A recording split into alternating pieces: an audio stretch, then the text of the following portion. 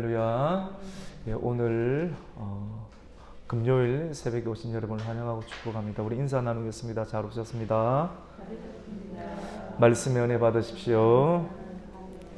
오늘 창세기 38장 1절에서 11절까지 말씀을 통해서 죄의 악순환을 끊어라.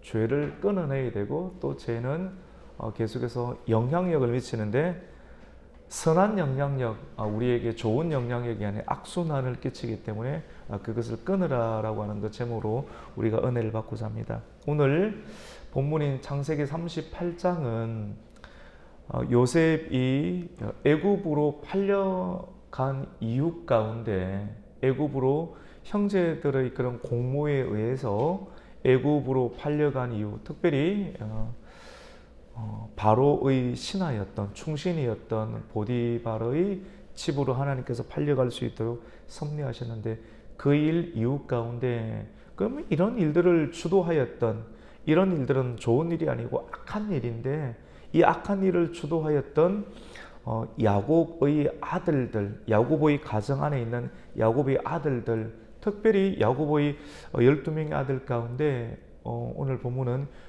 유다와 또 유다가 이루는 가정이 어떻게 되는가를 성경이 드러내고 있는 장면입니다. 유다는 요셉을 이렇게 죽이자, 그의 형제들이 요셉을 죽이자, 아니 굳이 요셉은 우리의 동생이고 우리의 혈육인데 죽이기보다 팔자라고 해서 요셉의 생명을 살려둔 사람이기도 하지만 더 궁극적으로 요셉을 파는 일들 가운데 주도하였던 사람이고, 그리고 그의 아버지 야곱이 너무나도 사랑하였던 아들이 이 요셉인데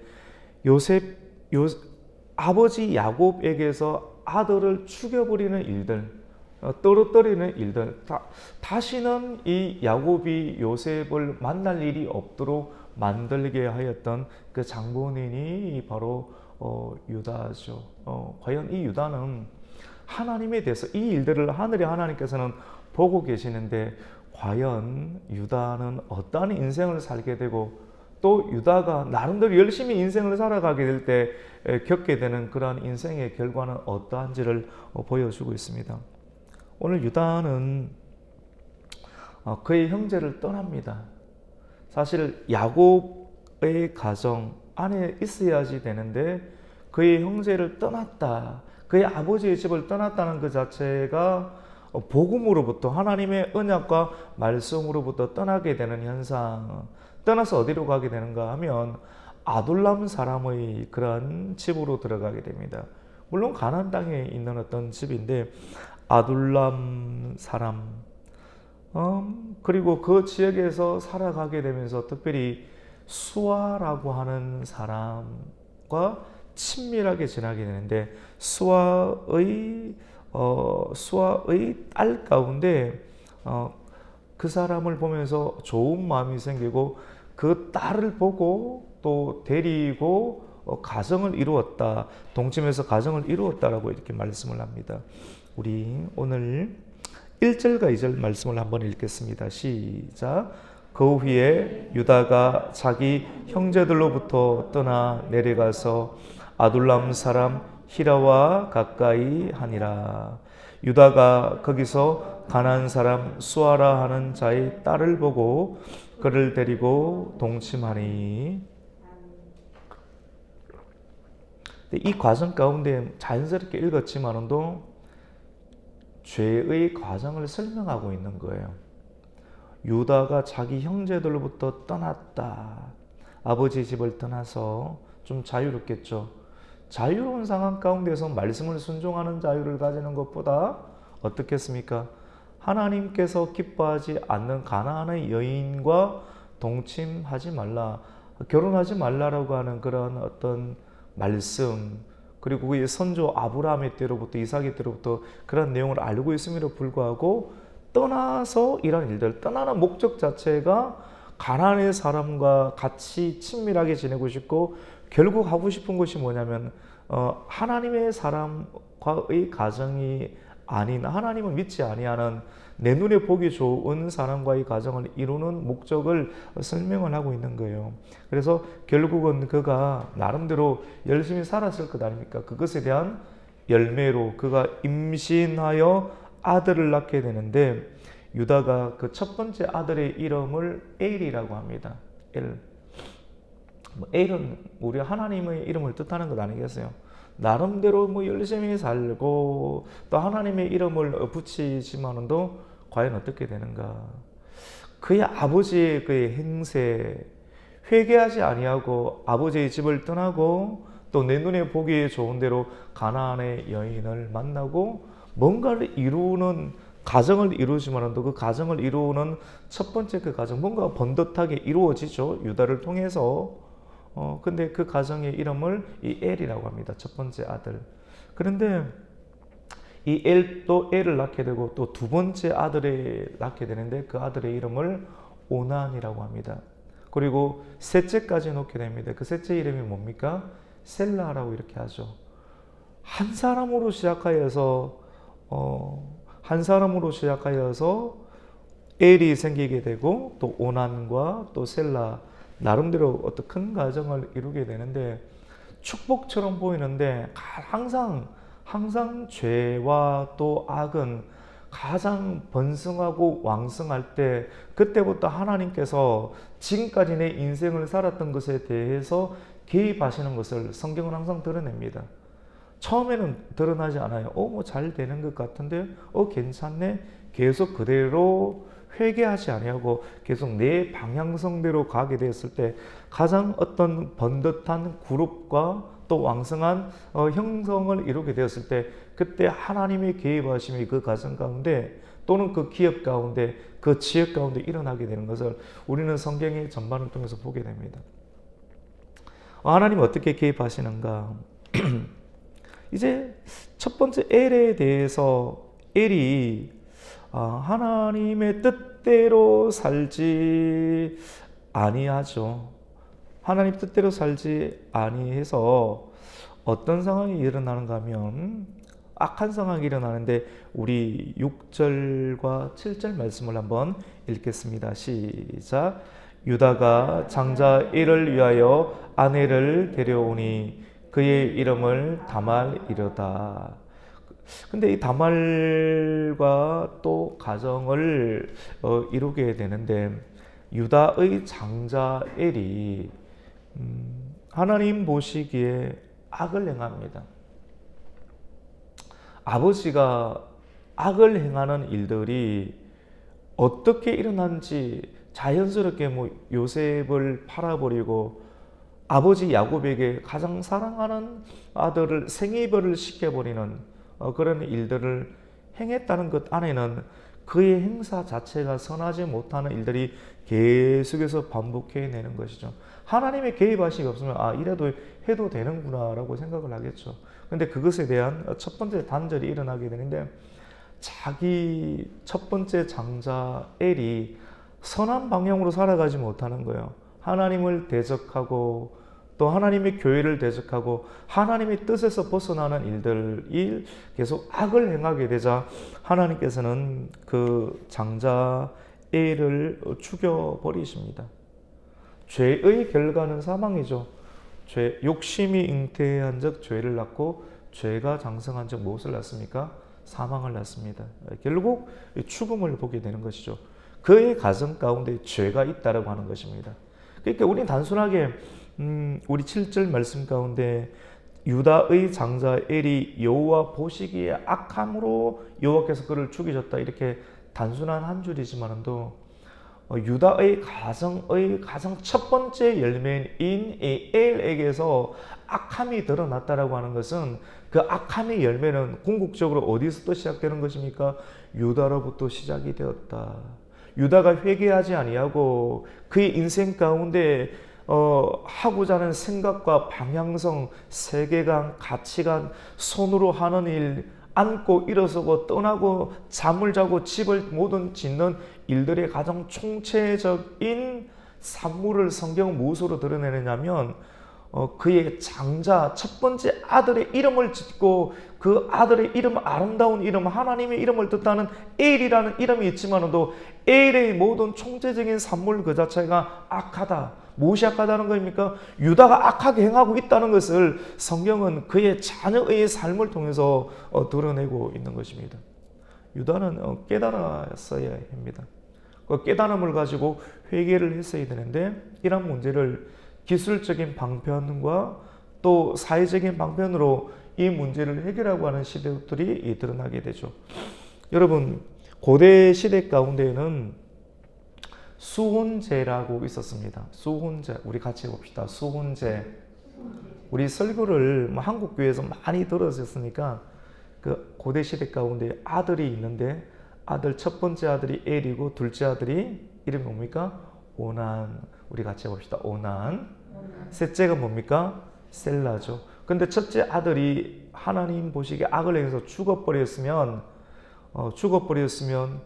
가정 그 엘의 부인이 있는데 부인 혼자 있잖아요. 혼자 내버려 두지 아니하고 고대 시대 가운데는 장자에게 많은 기업을 주니까 그 기업을 이어가게끔 하기 위해서 둘째가 형 대신에 형수와 함께 결혼을 해서 첫 번째 장자의 가문과 기업을 계속 이어갈 수 있도록 하는 제도가 있었는데 이것을 두고 수혼제라고 합니다. 네, 수혼제. 이런 수혼제적 형식이 법률로 공시되지 아니하는 그런 시점들 상황들 속에서도 이런 일들이 자연스럽게 이루어졌는데 그래서 아버지 유다가 둘째인 오난에게 너는 형수에게 들어가서 형의 씨를 계속 이어갈 수 있도록 하라. 아버지의 뜻이죠. 아버지가 한번 보세요. 아버지가 하나님이라는 이름, 굉장히 거룩한 이름으로 그의 가정의 열매였던 첫 번째 엘을 지었지만도 엘이 무너져요. 엘이 무너지고 또 나름대로 자기의 말과 권위로 둘째에게 너는 형을 이어서 형수에게 들어가서 가정을 이어가라. 하나님의 기업을 이어가라. 교회를 이어가라. 라고 이렇게 이야기를 하지만도 그의 둘째 아들이었던 오난은 겉으로는 신용합니다, 여러분. 말씀을 우리가 들어보면 겉으로는 신용해서 아버지의 말씀에 순종해서 형수에게 들어갑니다. 여러분, 표면적으로 형수에게 들어가는 것이 잠을 잔다, 동침한다.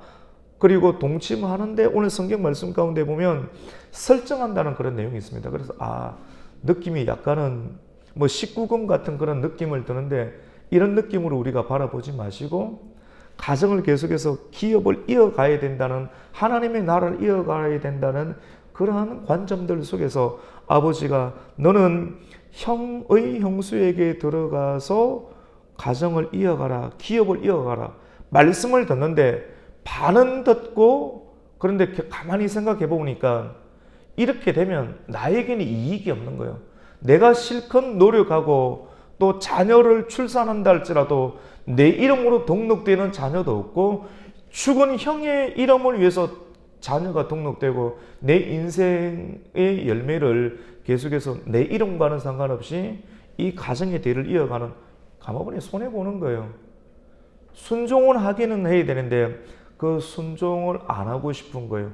그래서 임신을 시켜야 되는데 임신을 시킬 때마다 땅으로 설정하는 일들이 계속 일어나는 일들. 이것을 보니까 마음의 의도 자체가 아버지 말씀에 순종하지 못하고 하나님 보시기에도 악하니까 하나님께서는 그 오난도 죽여버리십니다. 우리 그 말씀 한번 볼게요. 우리 8절 말씀, 9절 말씀 같이 읽습니다. 시작. 유다가 오난에게 이르되 내 형수에게로 아우된 본분을 행하여 내 형을 위하여 씨가 있게 하라. 여러분, 성도의 본분은 기도죠. 이 본분을 행하는 것 쉽지 않습니다. 나를 위해서 사는 것 아니고 거룩한 명분을 위해서 살아가는 것, 하나님을 위해서 살아가는 것.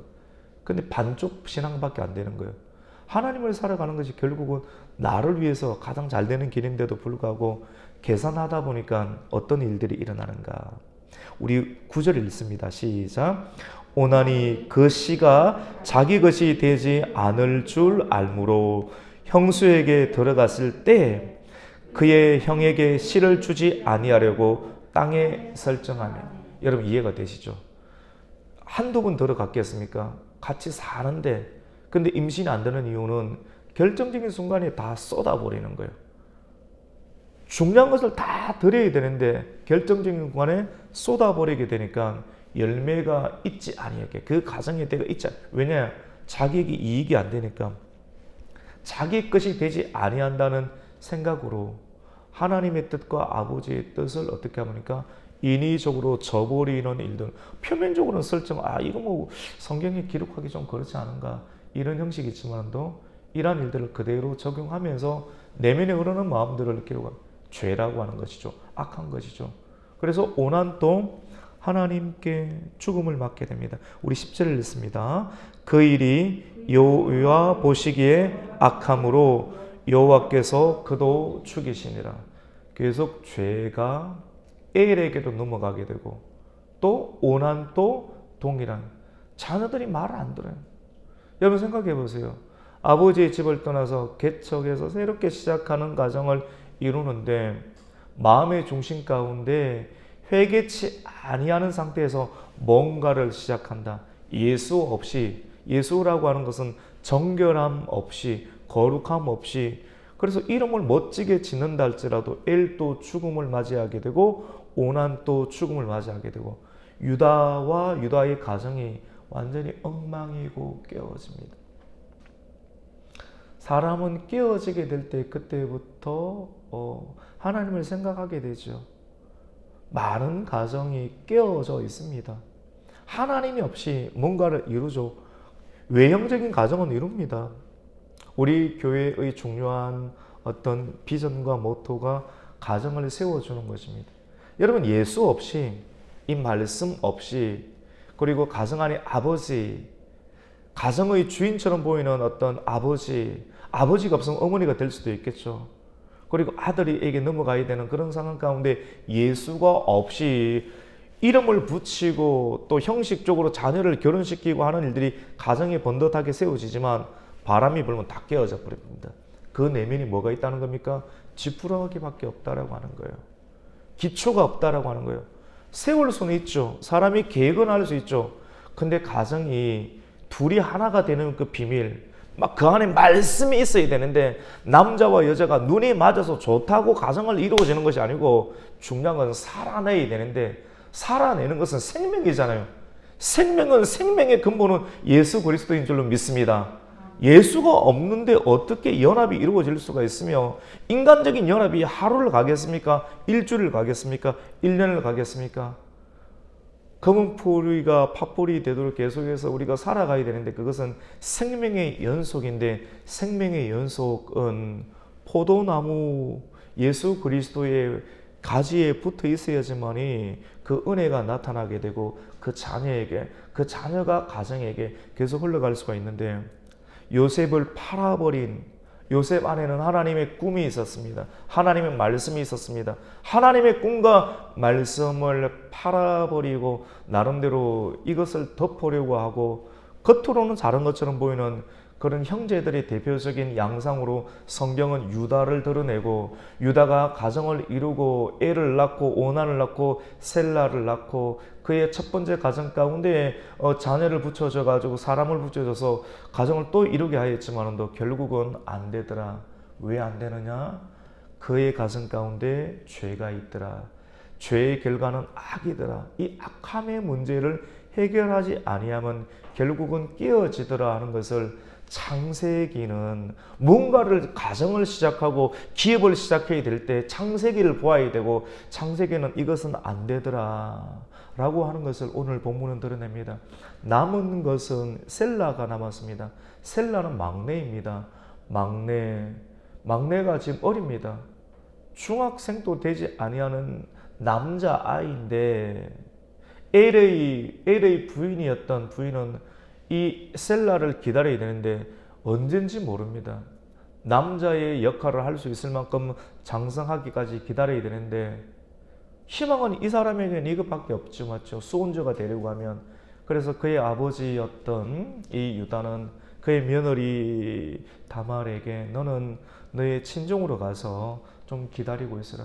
상심도 되고 또 내가 너를 거느릴 수가 없지 않습니까? 그래서 친정으로 가서 셀라가 자라기까지 기다리고 있으라 라고 하는 장면까지 오늘 본문의 말씀입니다. 우리 11절 말씀 한번 읽습니다. 시작. 유다가 그의 며느리 다말에게 이르되 수절하고 내 아버지 집에 있어 내 아들 셀라가 장성하기를 기다리라 하니 셀라도 그 형들 같이 죽을까 염려함이라. 다말이 집에 있으니라. 아멘. 오늘 여기까지 내용인데 옛날에 우리나라 같은 경우는 며느리가 잘못 들어가지고 우리 아들들 다 죽인다 뭐 이런 말들이 나돌았을 거예요. 여러분 그렇죠, 맞죠? 다말도 얼마나 많이 힘들었겠습니까? 마음 가운데 힘듦이 있고, 그리고 아버지는 또 어떤 생각을 가지겠어요? 아버지와 아들들이. 그리고 남아있는 아들 셀라 입장에서는 저 형수에게만 들어가면 남자들 다 죽네. 뭐 자기의 세계관으로 이런저런 생각들을 하고 있지 않겠습니까? 들어가면 죽겠다. 가까이 하면 안 되겠다. 라고 하는 생각이 사실은 그의 가정 가운데 흐르고 있는 회개치 않고 끊지 아니하였던 죄악의 그런 상황들이 계속해서 흘러가게 되는 것이죠. 그래서 오늘 말씀이 죄의 악순환을 끊어야 됩니다. 우리가 오늘 말씀을 읽기 전에 찬송가 270장을 읽게 되어 찬송을 했거든요. 변치 않는 주님의 사랑과 변치 않는 주님의 사랑을 우리 경험할 수 있는 길은 예수 그리스도를 알게 되는 것이죠. 예수 그리스도를 계속해서 받아들이는 것. 예수 그리스도를 계속 초청하고 또 받아들이고 생각하는 것은 뭐냐면 이 과정은 실질적으로 우리가 계속해서 죄를 짓는다는 거예요. 예수님을 믿고 있지만 계속 죄를 지어서 예수님을 다시 연합하고 다시 초청하고 성령님을 초청하고 또 예수님을 다시 붙잡는 행위, 연합하는 행위는 내가 날마다 죄를 짓는 것을 예수의 이름으로 회개해서 죄가 우리에게 주는 악함이 주는 우리의 고통, 육체적인 고통, 정신적인 고통, 여러 가지 생각의 그 고통들을 끊어내어서 자유 해방감을 주시는 하나님의 은혜라고 이렇게 볼 수가 있습니다. 오늘 이 유다의 가정 계속해서 반복되는 그런 죽음, 아픔, 그런 안타까운 상황들을 해결해야 되는데 사람의 힘으로는 해결될 수가 없죠. 오직 예수 그리스도의 은혜밖에 없는 줄로 믿습니다. 예수 그리스도 은혜밖에 없죠. 우리가 이 말씀을 보면서 그러면 예수 그리스도의 은혜는 우리로 하여금 주님을 받아들이고 주님의 말씀을 생각하고 또 주님의 말씀을 우리가 찬송하고 또 고백하게 될 때에는 그 죄의 힘이 끊어지게 돼요. 죄는 강력한 사슬이 있습니다. 우리를 묶어요. 그리스도께서 이 땅 가운데 오신 것은 우리에게 자유를 주기 위해서 오신 줄로 믿습니다. 갈라디아서 5장의 말씀이죠. 진정 참된 자유. 사단의 억압으로부터의 자유. 우리는 성경이 없으면 몰라. 왜 우리에게 이런 일이 일어나는지, 우리의 가정 가운데 왜 이런 일이 일어나는지, 반복적인 상황 가운데 내가 왜 이끌림을 받는지, 성경이 없으면, 기준이 없으면 우리는 절대 알지 못하고 그냥 내가 바라보고 싶은 대로 그냥 뭔가를 이렇게 하는 거예요. 근데 성경을 통해서 이것이 죄의 영향력이구나, 사단의 영향력이구나 하는 것을 알게 되고, 그러면 주님은 어떻게 해야 됩니까? 이걸 알게 하고 깨닫게 해주신 그 하나님, 그리고 하나님의 구체적인 그 말씀을 묵상함을 통해서 성령께서 생각나게 해주시고, 생각나게 해주신 하나님 뜻 가운데 의의 책망과 죄의 책망을 통해서, 책망을 받는 일들을 통해서 내 안에 포함되어 있는 죄와 어둠의 권세를 책망하시는 성령님의 은혜를 통해서 우리는 죄로부터의 그런 해방과 자유를 얻게 되는 줄로 믿습니다. 이러한 일련의 과정들을 매우 정상적인 형태로 우리가 알아들을 수 있는 형태로 오늘 11절까지 말씀까지 읽었지만도 이것을 우리의 삶 가운데서 적용해야 되는데, 그러면 우리는 죄의 악순환을 어떻게 끊어낼 수가 있는가? 그럼 구체적으로 유다의 죄는 무엇입니까? 거짓말한 것이죠. 그리고 아버지 앞에서 법정은 아니지만 거짓 정언, 거짓 선동한 한 것 아니겠어요? 그리고 같이 거짓 울음을 한 것 아니겠어요? 아버지가 사랑하는 우리의 형제 요셉이 채색 옷을 찢어졌는데 우리가 이걸 흔적으로 가지고 왔습니다. 거짓말을 하고 있는 것 아니겠어요? 그리고 동물에게 악한 짐승에게 팔려갔다. 악한 짐승에게 죽었다. 염소피를 묻혀놓고 이 거짓말을 하고 있고 아버지 앞에서 거짓 증언하고 있고 그리고 아버지가 우니까 같이 거짓 울음으로 울고 있는 그런 장면들 뭐예요? 하나님 앞에서 다 거짓을 행하고 있는 것 아니겠어요? 그의 생각, 그의 행위는 거짓으로 물들어 버렸어요. 그의 생각과 그의 행위와 그의 모든 동조되는 그런 모든 역사가 가정 가운데 거짓으로 물들어 버린 표면적으로는 모르는데 거짓으로 눈물로 덮어버리고 거짓말로서 아버지 앞에 생애비를 하게 하고 거짓말에 의해서 그의 말과 생각과 인격은 덮여버렸습니다. 이런 상태로 가나안 땅으로 가서 수아 사람의 딸과 결혼하고 가정을 이루었던 아버지 집을 떠나고 가나안의 여인과 결혼한 것은 죄입니다. 계속 죄가 전가가 되고 계속 죄가 들러붙게 되는 것입니다. 그래서 결국은 이 죄의 문제를 해결하기 위해서 이름도 멋지게 하나님이란 뜻을 얼마나 멋져요. 오난 셀라 하나님 찬송합니다 막 이렇게 올려드리지만 아무것도 안 되는 거예요. 가정이 점점 깨어지고 약해지게 됩니다. 여러분 누군가의 아들을 잃게 하는 사람 유다를 뜻하는 유다의 모든 형제들의 대표적인 모습을 유다로 이렇게 드러내고 있거든요. 야곱에게서 요셉을 떨어뜨려 버렸죠. 맞죠? 왜냐하면 자기의 이익을 위해서. 맞지 않습니까? 채색 옷을 누군가가 입어야 되는데 아버지의 기업을 상속받아야 되는데 근데 이것이 요셉에게 흘러가는 것이 싫으니까 이것을 의도적으로 야합하고 모여서 깨뜨려보는 일들, 이 사단이 들어온 것 아니겠어요? 일들 가운데 사단이 들어오면 거짓말을 하게 되고 사람을 죽이는 일들까지 하게. 죽인 거나 마찬가지 아니겠어요? 한 가정을 깨뜨리고 오늘날 또 가정을 깨뜨리는 사람들이 있습니다. 가정을 깨뜨리고 그리고 누군가에게 아들을 잃게 한 사람은 그런 사람은 죄잖아요. 악한 일이잖아요.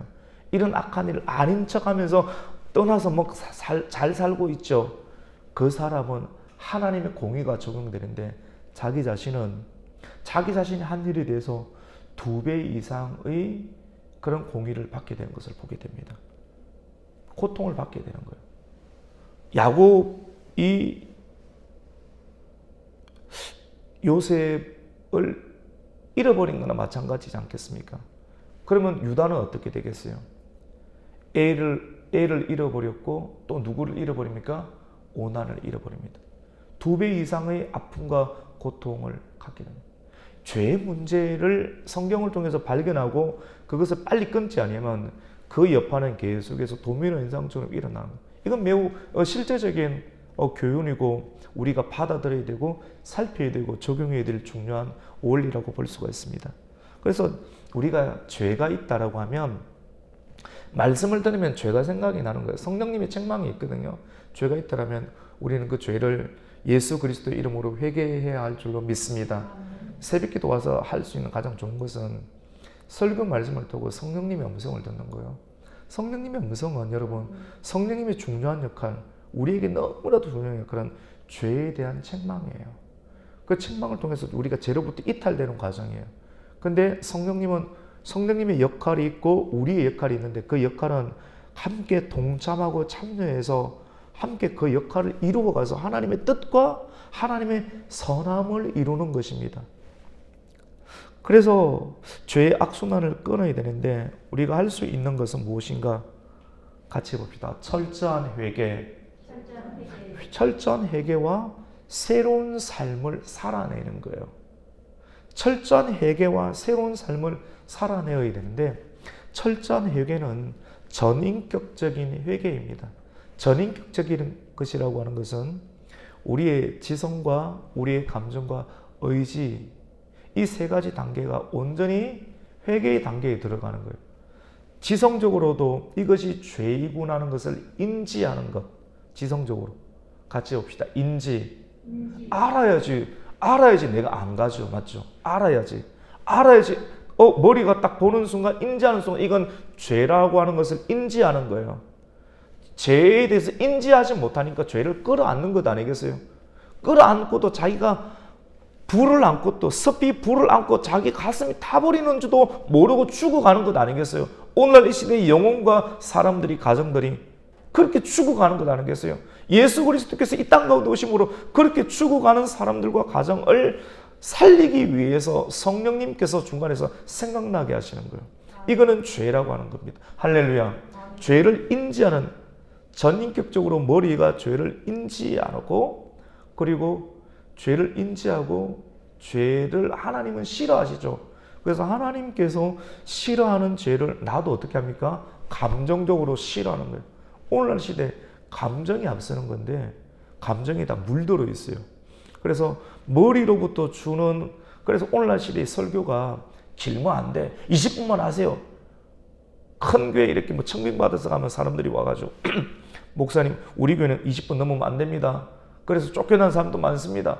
별희하는 소리가 참 많습니다. 먹고 살려고 하면 장로님들 시키는 대로 해야 되겠지. 성령님의 생각은 그래도 네 말씀을 바르게 전해야 돼. 고민이 많습니다. 내 자녀도 3명인데 먹고 살까 말씀대로 갈까.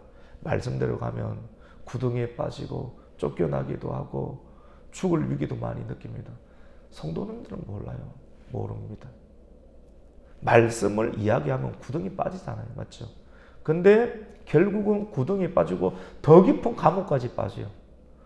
저 인간 안 되겠다. 사람들은 비난하죠. 사람들의 모습과 정보대로 세상이 이루어지는 것 같죠. 결국 그 사람이 구덩이에 빠져서 죽을 수많은 사람들을 구원해내는 일들을 합니다. 그 교회가 참된 교회인 줄로 믿습니다. 시간이 지나가 봐야 알아요, 여러분. 시간이. 눈에 보이는 거 잘 된다고 잘 되는 게 아니에요. 최고 잘 될 때 와라로 무너지기 시작합니다. 같이 봅시다. 죄를 고백해야 합니다. 전인격적인 어떤 우리의 회개는 죄를 고백해요. 죄를 인정하고 이것이 죄다라고 자백하고 고백하는 일들로부터 죄의 악순환, 강력한 악순환이거든요. 어쩔 수 없이 끌려가는 그 죄의 악순환의 강력한 체인과 연결고리가 죄를 우리가 고백하고 인지하고 입술로 고백해내는 그때부터 죄는 끊어지기 시작합니다. 할렐루야. 이게 끊어지기 시작하는 것입니다. 그리고 두 번째로는 같이 봅시다. 죄를 슬퍼해야 됩니다. 제가 이제 이 감정적 상황을 말해요. 죄를 슬퍼하고 죄를 슬퍼한 것을 같이 봅시다. 애통해야 합니다. 애통하는 자가 복이 있다고 하잖아요. 죄를 슬퍼하고 죄를 애통. 지난달에 내가 왜 그랬을까? 성령님은 말씀이 들어왔으니까 성령님 역사가 있거든요. 말씀이 없는 데서 성령의 역사는 오래 가지 못해요. 하루 이틀밖에 가지 못합니다. 그 사람의 삶 가운데 지속성과 성실함의 측면이 계속 나타나는 것은 그 안에 말씀이 있으니까, 그리고 성령이 말씀 안에서 계속 역사해 주시니까 의에 대해서 생각나게 하시고 죄에 대해서 책망하게 하시고 그것을 지속적으로 죄를 슬퍼하고 죄를 내가 연합을 하게 됐을 때 내 영혼이 깨어지고 망가지고 하나님의 형상으로부터 떨어지게 되는 것을 인지하니까 내가 왜 그랬던고, 그러면 회개하고 애통하는 일들이 두 번째로 일어나기 시작하죠. 여러분, 이게 빨래를 빨 때도 비눗가루를 잘 묻혀서 빨아야 되지, 그냥 죄가 있는 상태에서 한탄만 하고 후회만 하고 있으면 무슨 의미가 있습니까? 말씀, 예수 그리스도의 보혈의 비누를 가지고 칠해서 두들겨 패서 빨래방망이를 두들겨 패서 떨구어내는 과정이 애통하는 과정이에요. 안 하고 있으면 말씀만 듣고 그냥 가버리면 아무 의미가 없어요. 오늘날 이 시대에 힘이 약한 이유, 성도들의 영혼이 약한 이유는 애통이 없어요. 지적인 죄에 대한 고백도 없고 그냥 말씀만, 새로운 말씀만 많이 듣고 그것으로 그냥 통치고 싶은 거예요. 오늘날의 교회와 성도들의 경향성이 다 죽어요. 너무너무 선명합니다. 말씀은 새로운 것이 없어요. 선명합니다. 말씀을 듣고 내 죄를 고백하는 이유 가운데 성령님의 지속적인 요청들 속에서 죄를 슬퍼하고 애통하는 과정은 그리스도의 말씀과 보혈의 은혜로 비누를 칠해서 내 몸 속에, 내 생각 속에, 내 기억 속에, 내 몸은 계속해서 죄를 짓고 싶거든요. 생각은 어릴 때마다, 어렵고 힘들 때마다 죄를 지어라, 그 집으로 가라, 그 술집으로 가라, 그 사람과 이렇게 해라. 계속해서 흔적이 있거든요. 이전에도 그랬잖아. 강력한 체인이 있습니다. 그런데 체인을 끊는 것이 죄를 인식하는 것이고, 죄를 애통하는 것은 이런 회개하는 역사. 회개하게 될 때 죄는 우리의 생각과 기억과 몸 가운데 계속해서 있으면서 어렵고 힘들 때마다 우리를 그 자리로 이끄는 거거든요. 근데 그것을 끊어내는 것이, 같이 해봅시다, 죄를 애통하는 것입니다. 이해가 되시죠? 맞죠? 신비적인 것이 아니에요. 근데 이러한 과정들은 너무나도 인격적인 과정이라고 볼 수 있죠. 마지막 단계는 같이 봅시다. 의지적 회개. 의지적 회개는 이러한 죄를 고백하고 애통하는 사람은 하나님께로 나아가야 됩니다. 더 이상 죄의 영향 가운데 있지 않으면, 회개를 해서 떠나야죠. 근데 계속 거기 있어요. 그게 계속 반복되는 거예요. 결국 안 되는 거예요. 떠나서, 죄의 자리에서 떠나서 어디로 가야 됩니까? 하나님께서 있는 자리로, 하나님께서 기뻐하는 자리로 우리가 의지적으로 결단해서 하나님의 뜻과 하나님의 생각과 하나님의 일들을 추구하고 참여하는 일들로 우리가 의지적으로 돌이키는 과정이 들어가게 될 때 죄의 영향력은 끊어지게 됩니다. 그러면 구체적으로 이런 전인격적인 회개의 과정을 거친 사람은 너는 이전 것은 지나갔으니 새로운 피조물이라, 새로운 인생을 살아야 되는데, 같이 봅시다. 새로운 삶을 살아야 됩니다. 이렇게 되는 이유 가운데 거룩한 삶을 살겠다는 결단과 또 공적인 선언. 공적인 선언은 예를 들어서 교회에 등록하고 신방받고, 예를 들어서 가곡교회 교회 붙이고, 주일날에는 성경책 들고 다니고, 이러한 외형적인 일련의 행위 가운데 내가 참된 그리스도인임을 고백하고 드러내는 일들을 공적으로 하면서 나는 교인이다, 나는 집사다라고 떳떳하게 밝힘으로써 적절한 불이익을 당하지만도, 한두 개의 불이익을 당하지만도 그 불이익 당하는 것 속에서 내가 참된 그리스도인이 되었구나 하면서 내적인 성령의 충만함 속에서 삶을 새롭게 개척해내는 일들을 살아내는 과정들, 이런 과정들을 통해서 죄는 계속해서 그의 가정과 심령 가운데 들어오러 가야지만도 차단되는 일들이 생기게 되는 것이죠. 오늘 이 말씀을 통해서 여러분, 죄는 계속해서 그 사람 가운데, 그의 가정 가운데 법으로 역사합니다. 로마서 7장 말씀과 같이. 그래서 죄의 악순환을 우리가 끊기 위해서는 우리가 전인격적인 참된 회개, 지적으로 죄를 인지하고 인지된 것을 가슴으로 싫어하는. 근데 이건 말이 쉽지만도 머리로 인지된 것을 가슴으로 싫어하려고 하면 기도 안 하면 안 되는 거예요.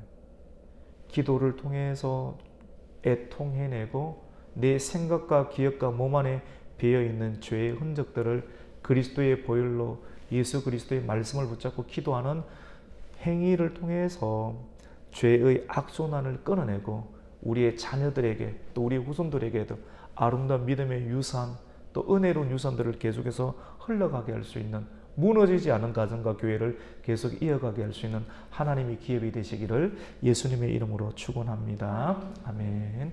하나님 감사를 드립니다. 오늘 금요일 새벽도 깨워주시니 감사합니다. 오늘 우리가 창세기 38장 1절로 11절 말씀을 통해서 하나님, 죄를 키워서는 되지 않겠다. 또 표면적으로 이름을 붙이고 가식적으로 행하는 모든 일들을 통해서 가정을 이룰 수 있지만 한꺼번에 무너지는 것을 보게 됩니다. 하나님, 내가 지은 죄를 또 말씀을 통해서 깨닫게 해주시고 씻어내게 해주시고, 그리고 결단하게 해주시고 깨끗하게 처리하고 그 그리스도의 반석 위에서 우리의 가정을 계속해서 이어갈 수 있는 복된 교회와 가정이 되게 하여 주시옵소서. 예수님의 이름으로 기도드립니다. 아멘. 하늘의